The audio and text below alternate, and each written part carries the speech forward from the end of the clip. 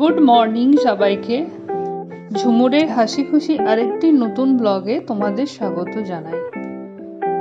সকালে একবার চা খাওয়া হয়ে গেছে, এখন আর একবার খাওয়া হবে টিফিনের সাথে। আমার কর্তামশাই টিফিন খেয়ে চলে গেছে, তখনই রুটিটা বানিয়ে রেখেছিলাম। এখন শুধু ডিমের ভুজিয়াটা বানালাম, আর কালকের একটু আলুর তরকারি ছিল, সেটা দিয়ে আমাদের টিফিনটা সেরে ফেলতে হবে। চলো খেয়ে নিই, টিফিন খেয়ে এবার কাজে লাগতে হবে। মেয়েকেও দিয়ে দিলাম।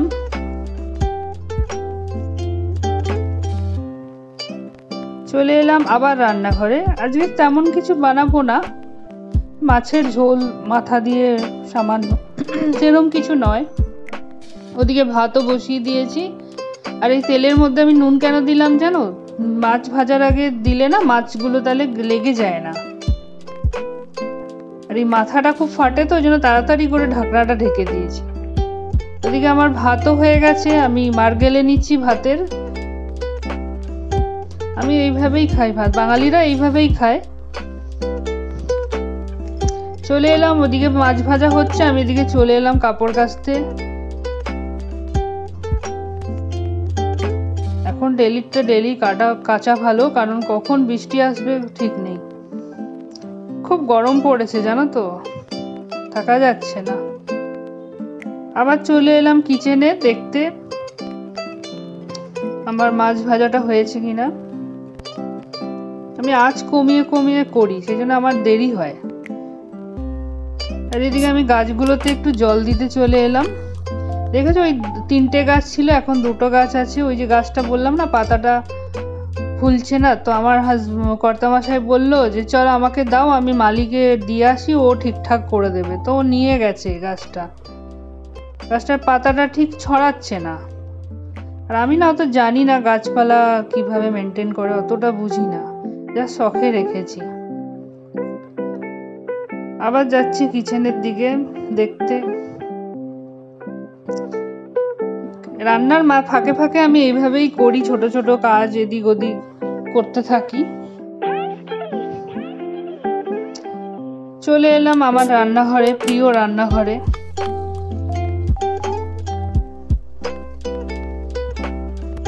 মাছ আমার ভাজা শেষের দিকে, ওদিকে ভাতটা আমি তুলে নিলাম।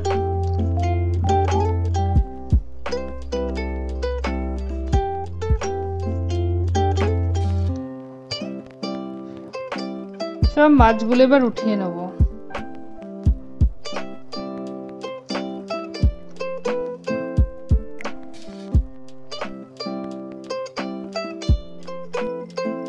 মনে হলো আর একটু তেল লাগবে, তাই দিলাম।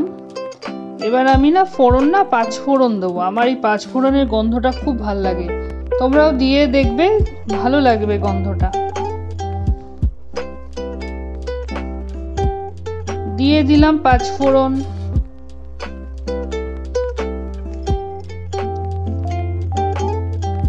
এবার দেব গোটা গরম মশলা, দারচিনি, এলাচ, লবঙ্গ, গোলমরিচ।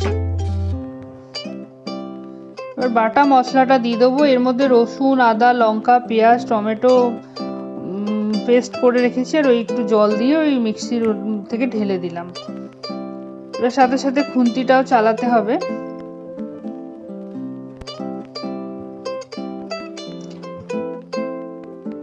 এবার একে একে সব গুঁড়ো মশলাগুলো দিয়ে দেবো আমি।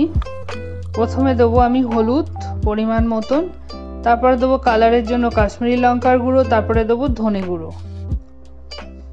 তারপরে একটু জল দেবো। গুঁড়ো পাউডার তো ওই জন্য একটু জল দিয়ে দিলাম, গুঁড়ো মশলা তো। এবার খুন্তি চালাতে হবে যাতে তেল বেরিয়ে আসে, ততক্ষণ খুন্তি চালাতে হবে। এবার জল দিয়ে দিলাম পরিমাণ মতন, ফুটে উঠলেই মাছগুলো দিয়ে দেবো।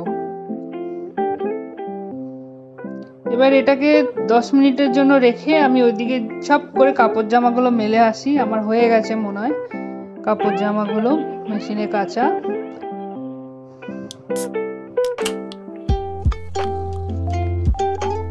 বাইরে খুব রোদ আর গরম হাওয়াও দিচ্ছে জানো তো।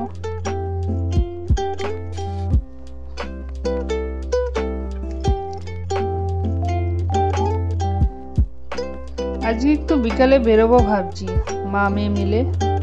একটু কিছু মার্কেটিংও করার আছে, একটু মেয়ের চশমাটাও চেঞ্জ করার আছে, যাবো ওইদিকে। ভালোও লাগছে না ঘরে থাকতে থাকতে।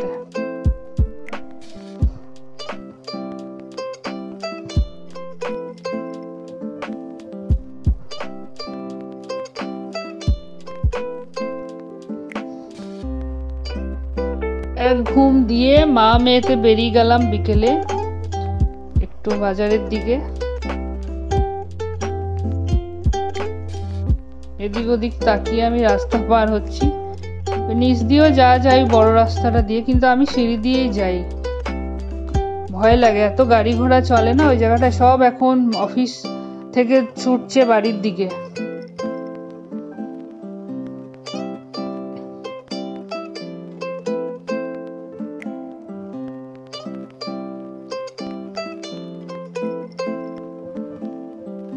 চলে এলাম আমি, এদিক ওদিক তাকাচ্ছি, দেখছি, খুব ভালো লাগছে। এদের জন্যই না, নিচে যারা বসে আছে তাদের জন্যই না এই মার্কেটটা জমজমাট। উপরে যেগুলো আছে ওগুলোর থেকে বেশি এইখানেই ভিড় হয়। এদিক ওদিক তাকাতে তাকাতে দেখতে দেখতে যাচ্ছি। দেখো এখানে ফুচকাও রয়েছে, মোমোও বিক্রি হচ্ছে, বিভিন্ন ধরনের খাবার। দেখতে দেখতে চলে এলাম দোকানে, চশমার দোকানে।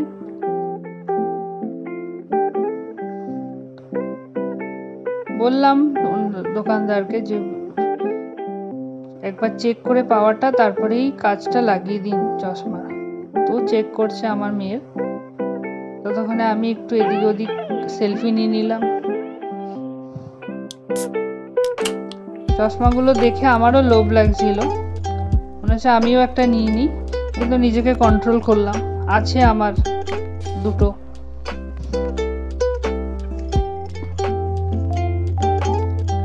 হয়ে গেল আমার চশমার কাজ। এবার সমোসা আর কিছু, আমার মেয়ে কিছু টপ কিনলো, কিনে আমরা বাড়ির দিকে রওনা দিলাম। মনটাও একটু ফুরফুরে হয়ে গেল বাইরে বেরিয়ে।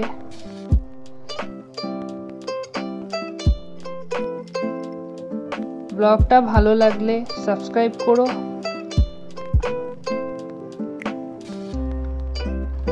আবার দেখা হবে নেক্সট ব্লগে, আর একটি নতুন ব্লগে।